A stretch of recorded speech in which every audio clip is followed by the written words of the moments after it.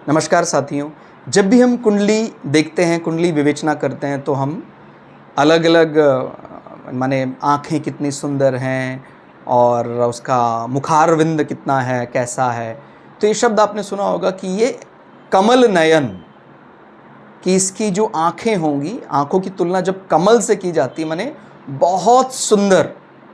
तो ये किस प्रकार से उसने कहा, या हम कहेंगे किसी को कमल नयन तो क्यों कहेंगे?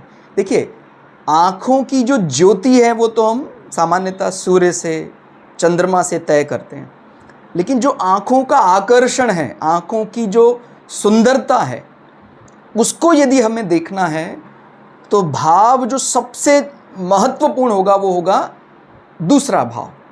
ध्यान रखना है, आँखों के आकर्षण में मुख्य रूप से तो मुखारविंद, मुख शामिल है। तो हमारा जो चेहरा है उससे हमारी आँखों की सुंदरता भी जुड़ी है।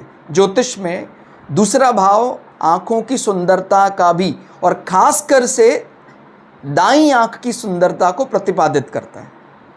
और इसी प्रकार से स्पेशली यदि आप बाईं आँख भी देख रहे हैं या बाईं आँख में कोई कमी है तो कुंडली का 12वां भाव प्रभावित होता है। और जब बात सुंदरता की हो तो जो कारक ग्रह है उसमें शुक्र का आना ज़रूरी हो जाता है।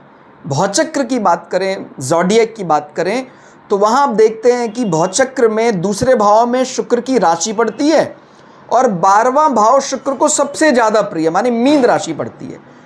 तो अगर शुक्र महाराज दूसरे भाव में बैठ जाए राशि बल से, 12वें भाव में बैठ जाए राशि बल से, तो बहुत सुंदर आंखें होंगी। लेकिन इसमें भी ज़्यादा सुंदर माना जाएगा यदि वो दूसरे भाव से बली, क्योंकि जैसे मैंने बताया कि जब हम बोलते हैं कि कमल नयन तो उसमें मुखारविंद का आकर्षण भी जुड़ जाता है।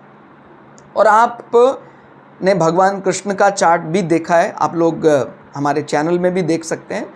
तो वहाँ दूसरे भाव का स्वामी बुध अपनी उच्च मूल त्रिकोण राशि में है, और इसी प्रकार से 12वें का स्वामी मंगल अपनी उच्च राशि में है, और शुक्र महाराज की स्थिति भी अपनी मूल त्रिकोण राशि में।